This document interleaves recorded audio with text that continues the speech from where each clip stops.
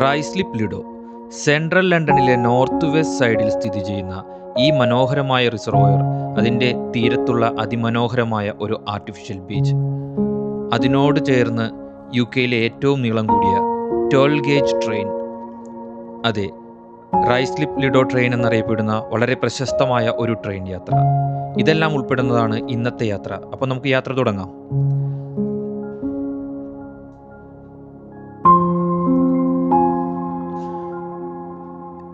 UK-യിൽ ഞങ്ങൾ താമസിക്കുന്ന നോർത്ത് ലണ്ടനിൽ നിന്ന് ഏകദേശം 12 മൈൽ, അതായത് 19 കിലോമീറ്ററോളമാണ് റൈസ്ലിപ്പ് ലിഡോയ്ക്കുള്ള ദൂരം. നമ്മളപ്പോൾ അതിരാവിലെ തന്നെ യാത്ര തിരിച്ചു. ഇന്ന് നമുക്ക് UK-യിൽ നല്ലൊരു വെതറാട്ടോ. അപ്പോൾ അതുകൊണ്ട് തന്നെ റൈസ്ലിപ്പിലോട്ട് പോകാൻ നമ്മൾ പ്ലാൻ ചെയ്തു. ഞങ്ങളങ്ങനെ രാവിലെ തന്നെ റൈസ്ലിപ്പിലോട്ട് യാത്ര തിരിച്ചു. ഏകദേശം ഒരു 45 മിനിറ്റ്സ് ഡ്രൈവ് ഉണ്ടായിരുന്നു. പോകുന്ന വഴിയെല്ലാം വളരെ മനോഹരമായിരുന്നു. കാണാൻ നല്ല ബ്യൂട്ടിഫുൾ ആയിട്ടുള്ള സീനറീസും നല്ല ബിൽഡിങ്ങുകളും എല്ലാമായിട്ട് നമ്മൾ റൈസ്ലിപ്പിൽ എത്തിച്ചേർന്നു. ഇന്നൊരു അവധി ദിവസം ആയതുകൊണ്ട് തന്നെ നല്ല തിരക്കുണ്ടായിരുന്നു. അതുകൊണ്ട് തന്നെ നമുക്ക് പാർക്കിംഗ് കിട്ടാനായിട്ട് കുറച്ച് സമയമെടുത്തു.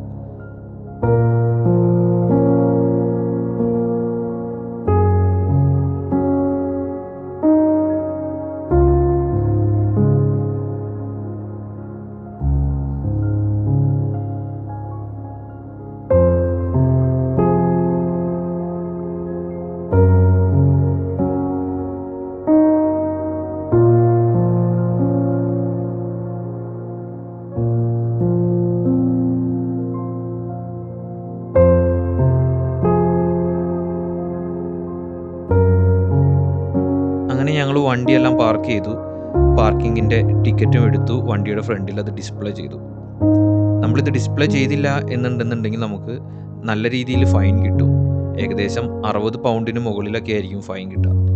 അത് നാട്ടിലെ 6000 രൂപയിൽ മുകളിലായിരിക്കും.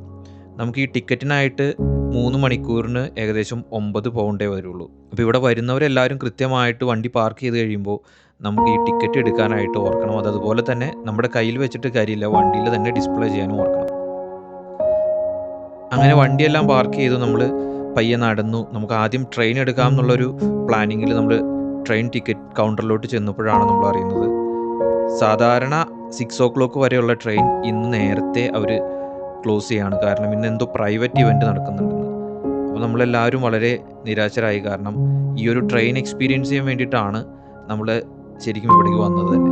പക്ഷേ അത് നമുക്ക് കിട്ടിയില്ല എന്നുള്ളത് വളരെ സങ്കടകരമായിരുന്നു. എങ്കിൽ കുഴപ്പമില്ല, നമുക്ക് വേറൊരു ദിവസം എന്തായാലും ട്രൈ ചെയ്യാം എന്ന് വിചാരിച്ച് നമ്മൾ മുമ്പോട്ട് പോയി. അപ്പോൾ ഇതിൻ്റെ വീഡിയോ നമുക്ക് പുറകെ വരുന്നുണ്ട് കേട്ടോ. നെക്സ്റ്റ് വീഡിയോ ആയിട്ട് നമ്മളത് ചെയ്യുന്നുണ്ട്. അങ്ങനെ ഞങ്ങൾ സാവധാനം നടക്കാൻ തുടങ്ങി. പക്ഷേ ഈ നടന്നുള്ളൊരു എക്സ്പീരിയൻസ് അത് വളരെ മനോഹരമായിരുന്നു.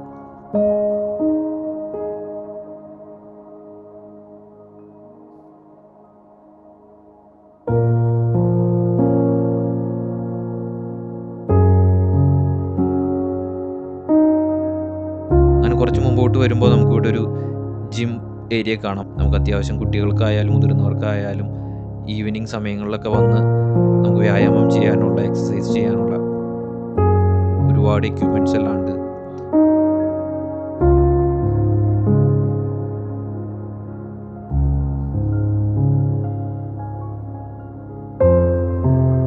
അങ്ങനെ നമ്മൾ മുമ്പിലോട്ട് വരുമ്പോൾ നമ്മൾ കാണുന്നത് ഇവിടെ ഒരു ചെറിയ കഫറ്റേരിയ ആണ്. അത്യാവശ്യം ടീ, സ്നാക്സ് എല്ലാം നമുക്ക് ഇവിടെ കിട്ടും.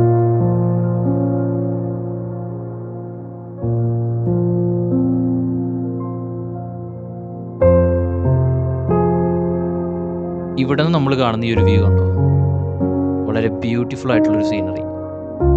ലെഫ്റ്റ് സൈഡിൽ ചെറിയ ചെറിയ കാടുകൾ, അതിനകത്ത് ഒരുപാട് പക്ഷികളുടെ കൂടുകളും അവരുടെ ആവാസ വ്യവസ്ഥയും. റൈറ്റ് സൈഡിൽ നമ്മുടെ റൈസ്ലിപ്പ് ലിഡോ ആർട്ടിഫിഷ്യൽ ബീച്ചും. അതിൻ്റെ നടുക്ക് നിവർന്ന് കിടക്കുന്ന റൈസ്ലിപ്പ് ലിഡോ റിസർവോയർ. ഇവിടെ കുറച്ച് പേരൊക്കെ ചൂണ്ടയിടുന്നത് നമുക്ക് കാണാം കേട്ടോ. 1811കളിൽ നിർമ്മിക്കപ്പെട്ട ഈ റിസർവോയർ 1933 സ്വിമ്മിങ്ങിനും ബോട്ടിങ്ങിനുമൊക്കെയായി ഒരു ലിഡോ ആയി റീഓപ്പൺ ചെയ്തു.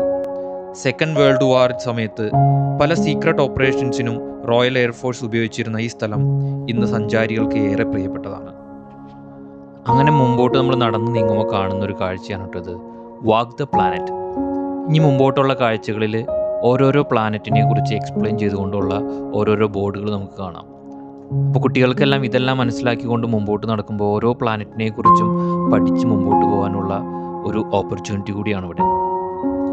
കുറച്ചും കൂടി മുമ്പോട്ട് വരുമ്പോൾ നമ്മൾ കാണുന്നത് ഈ ഒരു പഴയ ഒരു ബൈനോക്കുലറാണ്. ഇതിലൂടെ നമ്മൾ നോക്കുമ്പോൾ ഏകദേശം 1 കിലോമീറ്റർ അപ്പുറമുള്ള ബീച്ച് നമുക്ക് വ്യക്തമായിട്ട് കാണാം.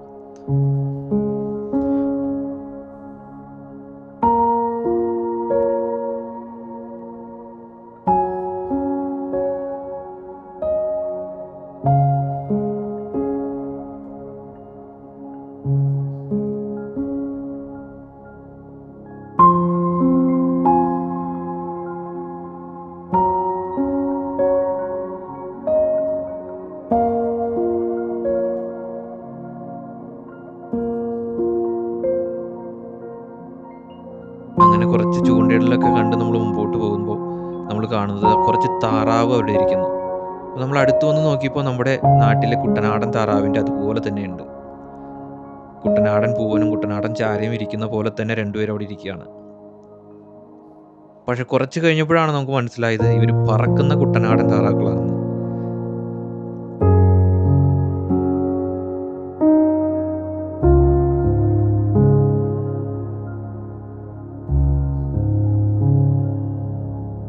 ഒരുപാട് പക്ഷികളുടെ ആവാസ കേന്ദ്രമാണ് കേട്ടോ ഈ റൈസ് പ്ലീഡോ റിസർവോയർ. മീഡ് സാൻ, നമ്മുടെ കുട്ടനാടൻ താറാവെന്ന് തെറ്റിദ്ധരിച്ച കാനഡ ഗോസ്, അതുപോലെ തന്നെ കോംഫറൻറ്റ്, ഗ്രേ ഹെറോൺ, റെഡ് കൈറ്റ്, അങ്ങനെ ഒരുപാട് ബേഡുകൾ.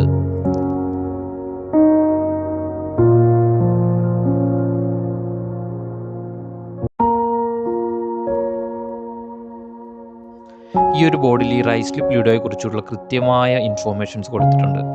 ഏതൊക്കെ സൈഡിൽ കൂടി നമുക്ക് നടക്കാം, എവിടെ നടക്കാൻ പാടില്ല, അതുപോലെ തന്നെ എന്തൊക്കെ നമുക്ക് വേസ്റ്റ് ബിന്നിലിടാം, നമുക്ക് ക്യാമ്പിംഗ് പാടില്ല, ഫയർ പാടില്ല, അതുപോലുള്ള ഒരുപാട് റെസ്ട്രിക്ഷൻസും നമുക്ക് എന്തൊക്കെ ചെയ്യാൻ പാടില്ല എന്നുള്ള കറക്റ്റായിട്ടുള്ളൊരു ഇൻഫോർമേഷൻ ഇവിടെ കൊടുത്തിട്ടുണ്ട്. അപ്പോൾ ഇവിടെ വരുന്നവരെല്ലാം ഇതെല്ലാം കൃത്യമായിട്ട് വായിച്ച് ഫോളോ ചെയ്യാനായിട്ട് ശ്രദ്ധിക്കണം.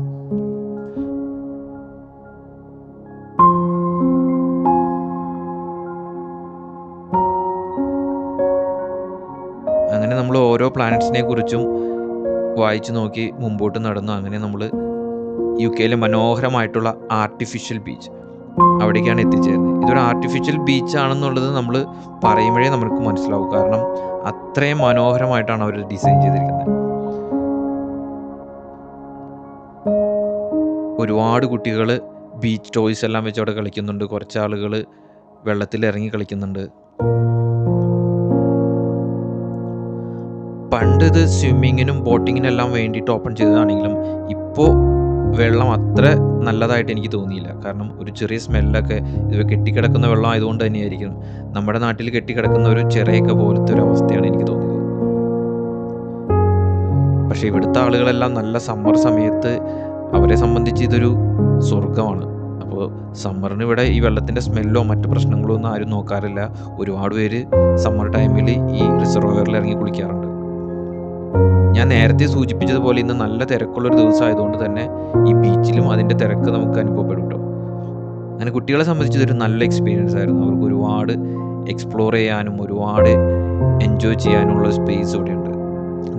ആ കിടക്കുന്ന ഒരു പായ്ക്കപ്പലിൻ്റെ മോഡലാണ്.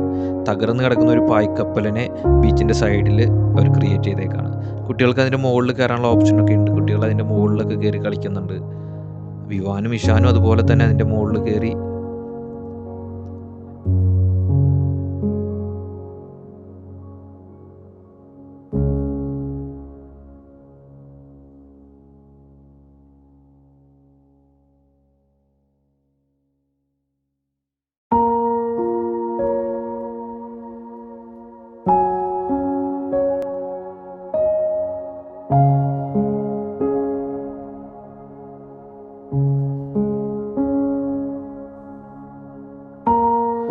ദാണ്ടി ഒരു സ്പൈഡർമാൻ കയറി പോണു. കയറി മുകളിലോട്ടോ താഴോട്ടും പോകാൻ പറ്റാണ്ട് സ്പൈഡർമാൻ പെട്ടുപോയപ്പോൾ രക്ഷിച്ചിറങ്ങി വരുന്ന കാഴ്ചയായിട്ട് കാണുന്നത്.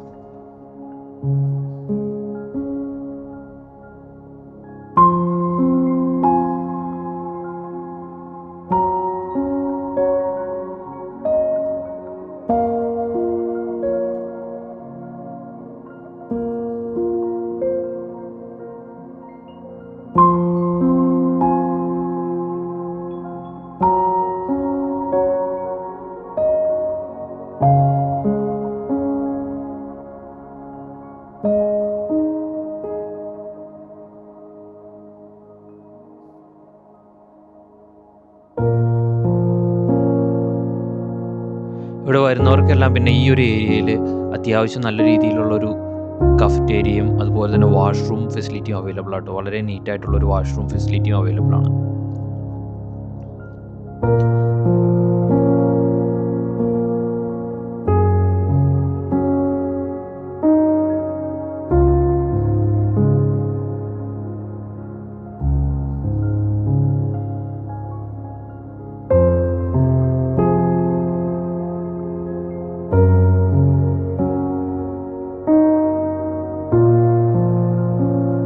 അങ്ങനെ പാർക്കിലെല്ലാം കളിച്ച് എല്ലാവരും ഹാപ്പിയായി നമ്മളങ്ങനെ തിരിച്ചു പോകുമ്പോൾ കാണുന്നൊരു കാഴ്ചയാണത്. 2 ചങ്ങാതിമാർ 2 RC കാർ ഓടിച്ചുകൊണ്ട് പോകുന്നു. അപ്പോൾ ഇതൊരു ഓഫ് റോഡ് കേപ്പബിലിറ്റി ഉള്ള RC കാറാണ്. അപ്പോൾ നമ്മൾ അവരോട് സംസാരിച്ച് കഴിഞ്ഞപ്പോൾ അവർ അതിൻ്റെ തൊട്ടടുത്തുള്ളൊരു തിണ്ടിൻ്റെ മുകളിൽ കയറ്റി ഓടിക്കുന്ന കാഴ്ചയാണ് നമ്മൾ കാണുന്നത്. അതിനുശേഷം അവർ ഈ കാറ് മുകളിൽ നിന്ന് താഴേക്ക് ഇറക്കുന്നൊരു സീനുണ്ട്. നമുക്കൊന്ന് കണ്ടു നോക്കാം.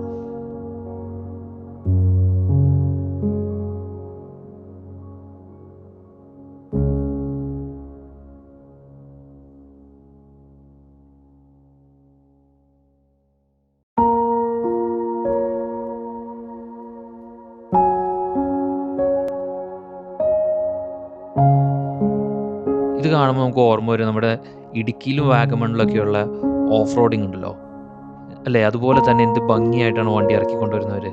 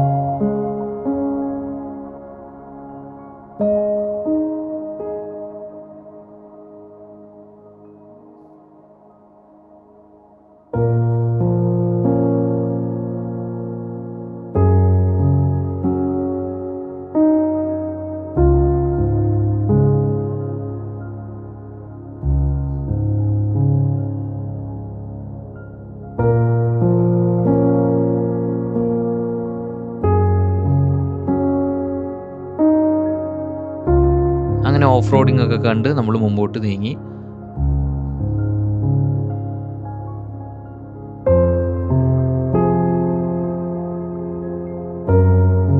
അങ്ങനെ ഈ റിസർവോയറും മനോഹരമായൊരു ബീച്ചും അതുപോലെ ഈ ഓഫ് റോഡിംഗ് ഒക്കെ കണ്ട് നമ്മൾ തിരിച്ചു പോവാണ്.